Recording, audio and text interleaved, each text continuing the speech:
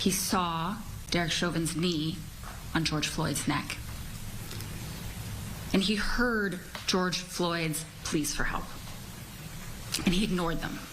Seated when you... Sentencing day in state court for former Minneapolis Police Officer Tu Tao.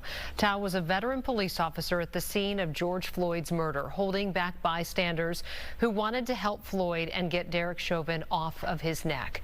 The case has been working its way through the courts for more than 3 years now, and today Tu Tao was sentenced to nearly 5 years in prison. Paul Bloom joins us now, and Paul, Judge Peter Cahill said today that after Derek Chauvin, Tao was the most culpable for what happened to George Floyd. Amy Kelsey, Judge Cahill told Tu Tao, as an experienced senior officer outside Cub Foods that night, Tao was, quote, in the best position to save George Floyd's life. Remember, two of the other cops there were rookies.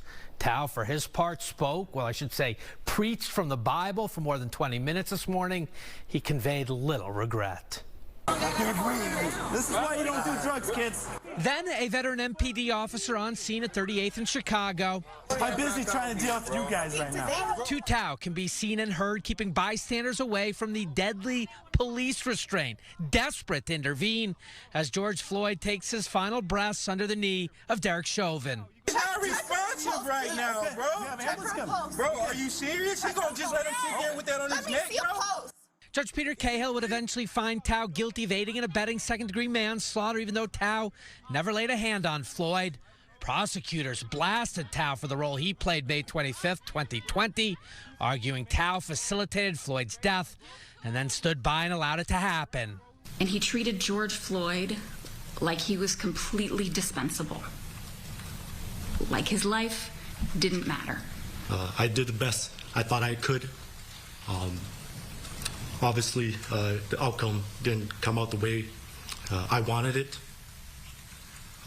So I'll leave it at that. Tao spent more than 20 minutes on Monday, mostly preaching and quoting from the Bible. Therefore, I must obey. To hold on to the truth that I did not commit these crimes. My conscience is clear.